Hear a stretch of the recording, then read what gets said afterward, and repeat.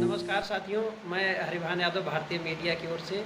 आज हमारे साथ अर्गवान रबई जी हैं, जो कि वरिष्ठ पत्रकार हैं। इनसे हम बिहार चुनाव के संबंधित कुछ सवाल जवाब करेंगे, इनकी राय लेंगे कि आगामी बिहार विधानसभा चुनाव में क्या होने वाला है। अर्गवान जी, कुछ बताएं अपने बारे में, फिर उसके बाद बिहार चुनाव को लेकर। जी, मेरा नाम अर्गवान रबई है और मैं मीडिया में हूँ। बस यही जानकारी है। तो बिहार चुनाव होने वाला है, बिहार चुनाव की तिथियाँ घोषित हो चुकी हैं। उसके विषय में आप कुछ पहले बताइए हमको, फिर आगे हम लोग और बात करेंगे। देखिए, बिहार चुनाव में तारीख आ गई है, 3 चरण में मतदान होगा और इसमें जो मेन जो पार्टीज़ हैं वो हम सभी जानते हैं कि क्योंकि महागठबंधन का अलायंस है और दूसरा एनडीए है। महागठबंधन में राजद है, कांग्रेस है और कुछ छोटे दल हैं, और वहीं एनडीए में भी क्या नाम है, लोजपा भी एक छोटा दल है, बीजेपी और जेडीयू है। लेकिन आजकल कुछ इस तरह की बात आ रही है कि महागठबंधन से कांग्रेस अलग हो सकती है। ये ऐसी कल खबरें आई थी, तो इसी पर हम चर्चा कर सकते हैं अगर। अच्छा, तो महागठबंधन की स्थिति और भविष्य के विषय में कुछ बताइए। महागठबंधन की स्थिति, अब महागठबंधन को महागठबंधन कहेंगे क्या कहेंगे, तो कोई समझने की बात है। पहले तो क्या था, जेडीयू और राजद मिल गए थे, तो ये महागठबंधन हो गया था। अब जेडीयू तो बड़ी पार्टी तो है नहीं कोई, राजद तो बड़ी पार्टी है, फिर कांग्रेस है और फिर छोटे मोटे दल हैं जो ऐसे हैं। तो कांग्रेस और जब राजद में ही सहमति नहीं हो पा रही बहुत सी चीज़ों को लेकर के, तो इसको महागठबंधन। क्या कारण आप समझते हैं कि दोनों पार्टियों में सहमति नहीं है, जो कि विपक्ष में रहे हैं पिछले 3 साल 4 साल से? सबसे बड़ी बात तो सीटों का बंटवारा ही है कि भाई कार्यकर्ताओं को खुश करना है। हर पार्टी चाहती है कि वो अपने कार्यकर्ताओं को टिकट दे, और नहीं हो पाता, हर जगह विवाद आता है। अच्छा, तो लालू प्रसाद जी की नहीं चल रही पार्टी में, या उनकी कमी की वजह से ऐसा विघटन हो रहा है कुछ? देखिए, लालू प्रसाद यादव जी सीनियर लीडर हैं, अगर वो होते तो जाहिर सी बात है बहुत सी चीज़ों को मैनेज कर लेते अपने दम पर। और कांग्रेस भी इस बात को समझती है कि भाई लालू जी अगर होते और उनका चल रहा होता तो सारी चीज़ें खुद ही मैनेज कर लेते हैं। इसका मतलब कि तेजस्वी की परिपक्वता की कमी है, या जो है वो कुछ उनकी महत्वाकांक्षाएं अलग हैं? मुझे लगता है कि हर एक जो नेता होता है वो अलग ही तरह का होता है, हर इंसान अलग होता है। तो जैसे लालू जी हैं, तो लालू जी अपना एक उनका तरीका था, उनका स्टाइल था काम करने का, कि वो किसी से दबते नहीं थे। अब तेजस्वी के साथ क्या है कि भाई वो नए नेता हैं, उनका कुछ नया तरीका होगा, वो शायद नए लोगों की तलाश कर रहे होंगे कि अपने उनके आसपास एक नया घेरा कायम हो, जो उनको राय दे सके, जो सलाह दे सके। वहीं पर शायद कहीं प्रॉब्लम आ रही है। तो नीतीश कुमार लंबे समय से बिहार के मुख्यमंत्री हैं, तो आपको क्या लगता है कि अब की वो बन पाएंगे, या उनके खिलाफ जनादेश जा सकता है? देखिए, अब चुनाव होगा, चुनाव में अभी तो प्रचार शुरू हुआ है, तो प्रचार शुरू होने का जैसे टेम्पो बनेगा वैसे स्थिति आएगी। लेकिन ये ज़रूर है कि इस समय बहुत सी परेशानियां हैं बिहार में, जो लोग चाहते हैं जिस पे बातचीत हो, जिन मुद्दों पर चुनाव लड़ा जाए। तो अगर उन मुद्दों पर चुनाव लड़ा जाता है तो शायद नीतीश कुमार के लिए वापस आना मुश्किल होगा।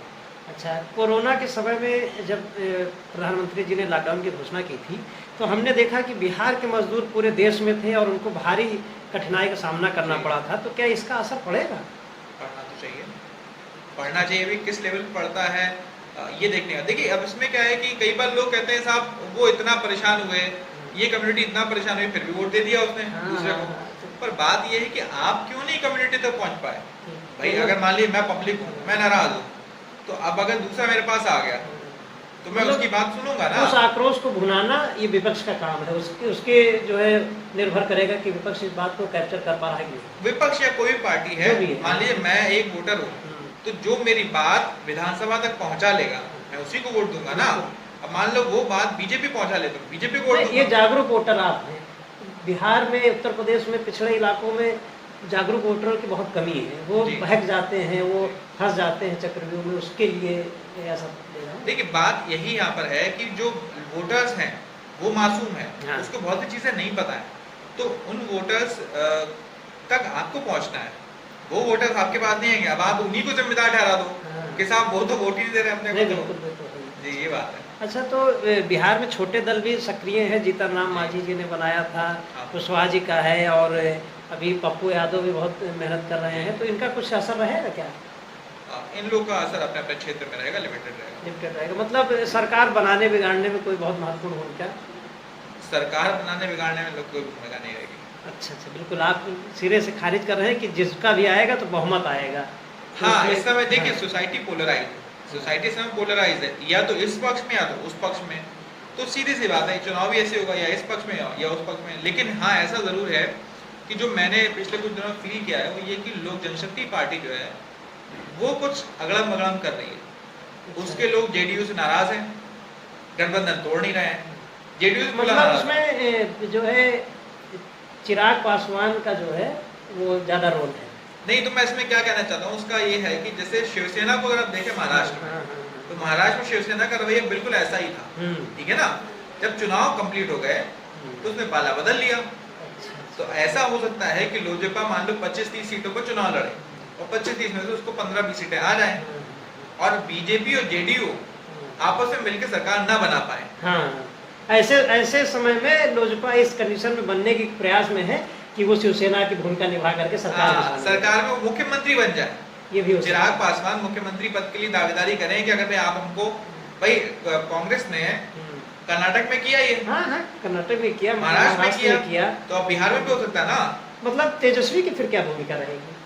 तेजस्वी की भूमिका तो अपनी जगह है, राजद बड़ी पार्टी है, अगर मान ली बहुमत उसके पास आता तो वो तो राजद और कांग्रेस मिलकर बहुमत आएगा। अगर ऐसी सिचुएशन बनती है कि तेजस्वी और चिराग पासवान दोनों मुख्यमंत्री दावेदार हो जाएं और दोनों अच्छी खासी सीटें हो, तो कांग्रेस किसको मुख्यमंत्री बनाना चाहेगी?